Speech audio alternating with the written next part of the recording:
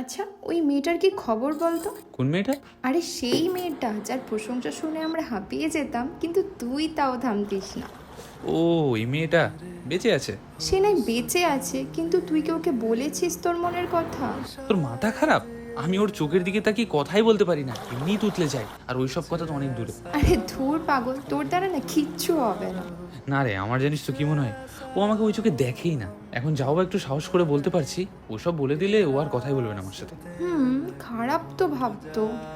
সেটাই তো চাই না, যেটুকু পেয়েছি এটাই অনেক। কিন্তু কাল যদি ও অন্য কারোর গার্লফ্রেন্ড হয়ে যায়, তুই নিতে পারবি তো?